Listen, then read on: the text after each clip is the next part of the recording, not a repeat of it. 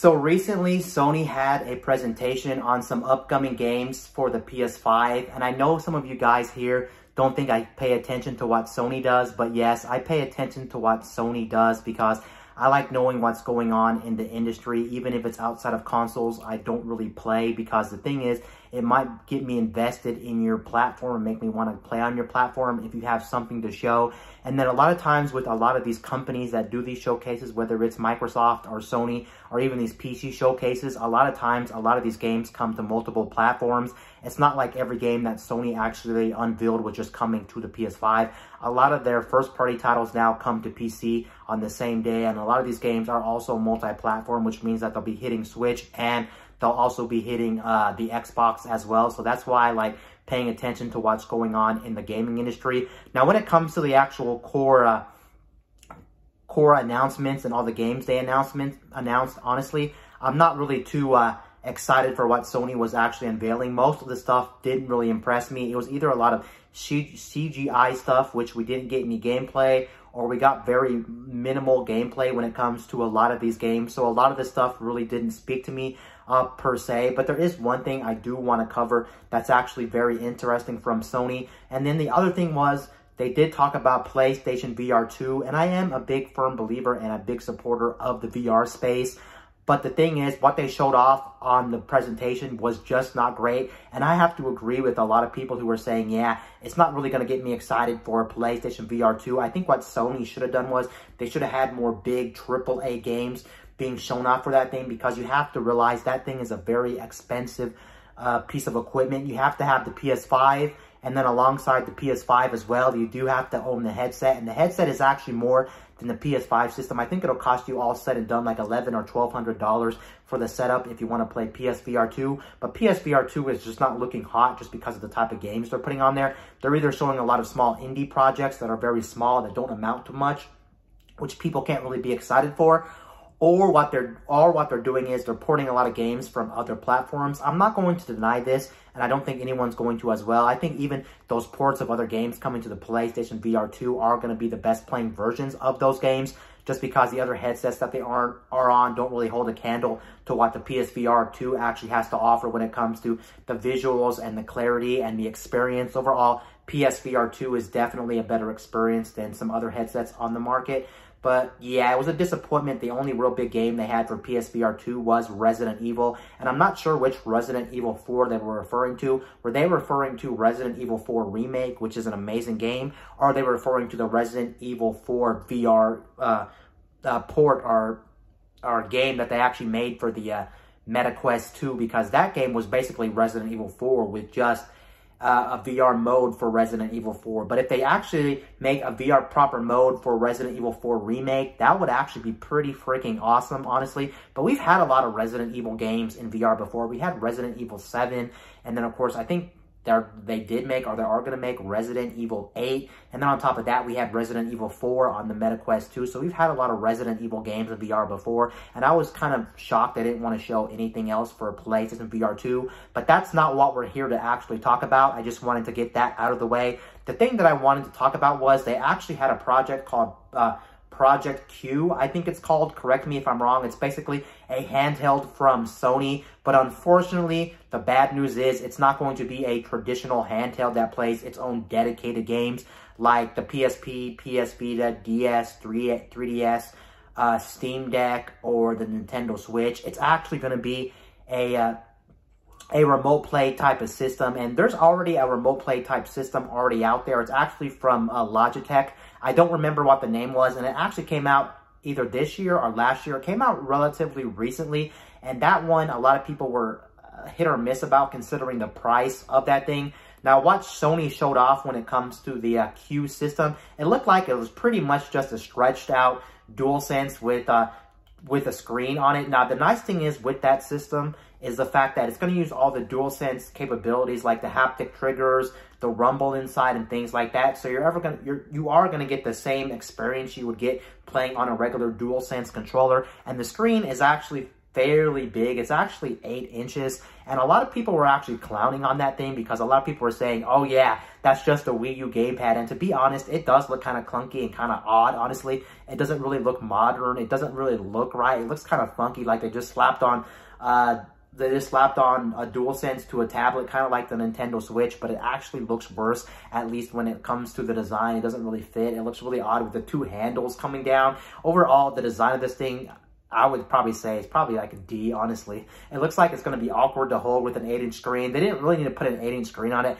I think 8 inches might be a little bit too big, but honestly, no one has this in their hands. No one tested this thing, so we really don't know how this is going to feel in the hands or how this is going to actually, how this is going to play. But the thing that's interesting about it more than anything, again, is the fact that it's a remote play system. And if you're unfamiliar with remote play means that it's not a dedicated handheld. So we're not going to be buying games for this thing 100%. It's already confirmed.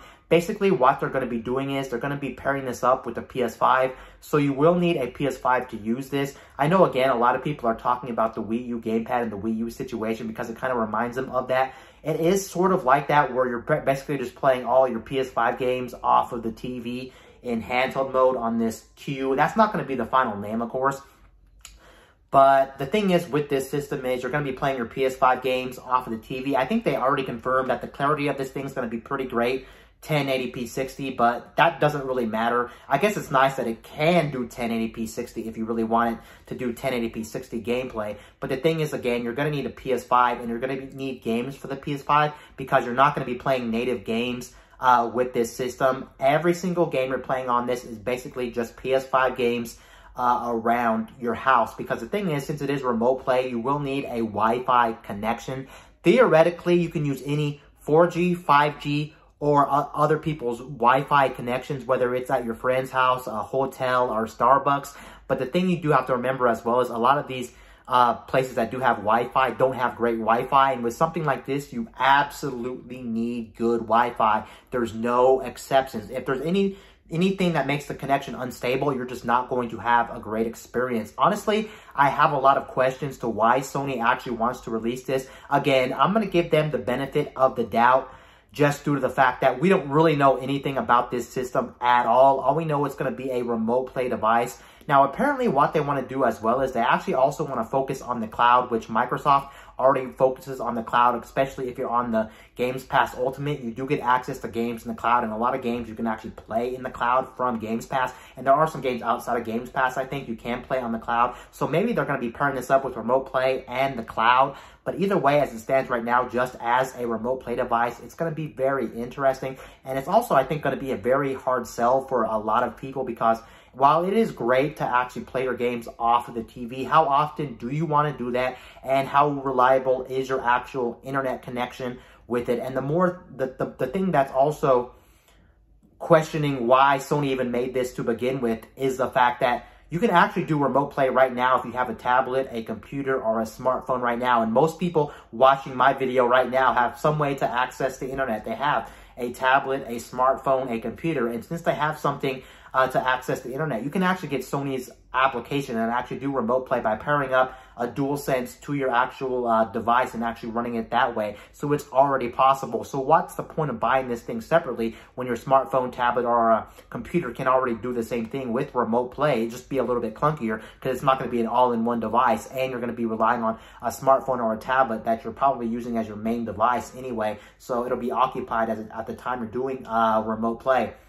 And the biggest problem with remote play, whether you're doing it on like a smartphone, tablet, a computer, or with this Q device that Sony is actually working on, which is technically kind of a handheld, but not really, not dedicated anyway, is the fact that no matter how strong your internet connection is, it's just not going to be the greatest experience. I've tried remote play many, many times, whether it's on the PS4, whether it's on the Xbox consoles. I've tried it time and time again, and I've tried it with the Xbox One, PS4, Xbox Series S, Xbox Series X. I've tried it time and time again. And even if your console's connected to the internet hardwired and you have like a 1 gig connection, 2 gig connection, even something crazy like a 3 gig connection, it doesn't matter how fast your internet connection is. There's always going to be something in the way that interferes with your gameplay. And no matter what, every time I try this and I have my system connected to a 1 gig internet connection, and I actually am streaming through like Wi-Fi 6, which is still pretty fast and still pretty modern, is the fact that I always get some type of latency. So some games are just going to be impossible to play no matter what. It's unfortunate. Like, for instance, you're not going to be playing any type of multiplayer games. I can almost guarantee you my bottom dollar multiplayer games where you need fast inputs, whether it's a shooting game, whether it's some kind of fighting game, or just even any other casual multiplayer game, is going to be almost off the table, almost unplayable. And then there are games that are single player games that are still going to be unplayable due to the fact that I guarantee you there'll be too much input lag, because every time I've tried it, I came away with mixed feelings, and for the most part, I couldn't really use it. I couldn't really just basically only play on remote play. And even when I had to play remote play, like somebody was using my TV, for instance, it just wasn't good enough to make me want to actually sit down and play a full game. I'd rather just wait until the TV was unoccupied and play it, because it is kind of a painful experience, because there's always something that's going to mess up your internet connection. And that's the biggest thing, no matter what. Even if you think you have the best internet in the world, something will get into it. Some other interference or something, I'm telling you, something will make it malfunction, and it'll ruin your gameplay. And I'm telling you right now, even if you're a casual fan of gaming and you don't really know about frame rate and things like that, I'm telling you, you're gonna notice the input latency and the delay when it comes to remote play. And that's the biggest thing with remote play. The delay is the worst part. It's really, really noticeable no matter how fast your internet is. It's never going to be one-to-one like you're playing on the actual hardware or the console itself on a normal TV or a monitor. It's not the same experience. And then the other problem is, besides that being the main problem, which of course that's the main reason you play games, and that's the reason games exist anyway, because you're controlling the game, and if you can't control it properly, it's unplayable. But then the other thing that's bad is the fact that a lot of these games, even on my internet, they never actually played at 1080p. They always played around 720 or 800p at best, just due to the fact that I guess the internet couldn't handle it. And you can easily tell the downgrade in quality when it comes to the visuals. Not that visuals necessarily matter in games 100%, but you do have to realize as well, some of these games, you need a lot of clarity to actually be able to play the game and play the game well, because there's a lot of games, like for instance, you have to see what's going on the screen, and sometimes it's just too grainy, or like you have to see off in the distance. But with remote play, it's just not the greatest experience. So overall, with the combination of the visuals not looking quite right, they look like a couple generations, or it looks like there's some fuzz on the screen, and the combination of like a 1.2 or 2 second delay, it's enough to make me not like remote play, so I don't use it often. And this seems like a thing that Sony's not going to sell. Now, I do have some things that I do have to point out here really quickly. One is the fact that I think the biggest make it or break it thing for this console is definitely going to be the price point of this system. If the price point comes out and it's around $200 or less, I think potentially some people may be interested in this device, and I can see some people wanting to buy this and just tinkering around with this device. But if it's anything more than like close to $300 or $400, you can bet your bottom dollar it's going to be a really hard sell, because if this thing specifically is only a remote play device and it does nothing else, then we can't really trust this device, considering also you do have to remember the space right now for dedicated handhelds is very crowded. We got things like the Steam Deck, we got things like the Nintendo Switch, we also got some other ones coming out too. The space is just very crowded for these different handheld computer devices, and something that's only a remote play device is going to be a tough sell depending on the price. Again, it will all matter. And I think they just need to hit 200 or less. If they don't do that, then it's going to be hard to have this, because the best experience is always going to be a dedicated handheld that has its own processing power. It plays games natively. Games are made for it specifically, instead of streaming games from your PS5 to this remote play type device that you can only play on Wi-Fi or some type of connection like 4G or 5G. And you really, this device is really meant to be a standalone or a stay-at-home device connected to your PS5 at all times. Now, just like I said before, I'm going to give them another benefit of the doubt, because we don't know what else this thing is capable of. We haven't even seen the UI of this thing and things like that. I don't think they would go the Android route, because if they went the Android route with this thing, I think this thing would easily be hackable, and then people would be doing other things with this thing that Sony didn't intend. Like for instance, they'll be playing games from like the Google Play Store, like emulators, and playing native Android games and things like that, and maybe just doing other things. So I don't think it's going to run Android, but I could be wrong. I think the situation that we're going to be getting here is going to be some type of, it could have a layer of Android on it, but I think there's going to be some kind of custom software on top of something else that's going to be really locked down, that you're only going to be able to do things primarily like remote play. Maybe I hope we can do other things that would make this thing a little bit more useful, especially if this thing comes out and it's much more higher than 200. If it's much more higher than 200, then I'm actually expecting something more than just a device that plays games. I'm expecting some kind of native way to do things like maybe watch Netflix, YouTube, browse the internet, honestly, because I know that's not what they're marketing this thing for, but I just have a lot of questions about that, and I want to know if that's the case, and I hope that is. But I would actually be okay if this thing was just a remote play system, maybe have some features here or there, but specifically the price was lower. If the price was lower and they stripped everything out and it was just specifically remote play, then I wouldn't be too bad. But like I said again, I think this is just going to be a really hard sell, and I think a lot of people weren't expecting this device. I know this thing was rumored, and there was a lot of leaks coming out about this thing, but I think more people wanted like a PS Vita 2, a PSP 2, or some kind of native Sony handheld instead of this thing, because this thing looks like it's just going to be a big failure. You do have to realize as well, besides, again, me talking about how many different devices can already do remote play to the PS5, you do have to remember they do make accessories that you connect your smartphone into, like a bracket that already has controllers on the side. One of the best ones is like the Xbone series or whatever it's called. They make 2 different flavors, I think. One for Xbox and one for the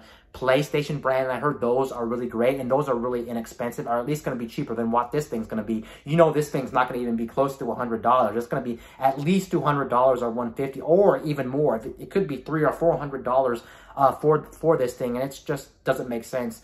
Honestly, right now. But yeah, I'll give them the benefit of the doubt. It's too early to say if this is going to be a good product or not, because we don't have enough information. But right now, it's just not looking like a hot device, and it's looking like something that a lot of people are disappointed about. And I totally understand that. And I'm a person that just would rather just write this thing off if I had a PS5. It just doesn't seem like it totally makes sense, at least at the very moment that this thing came out, at least what the dream of this thing is supposed to be.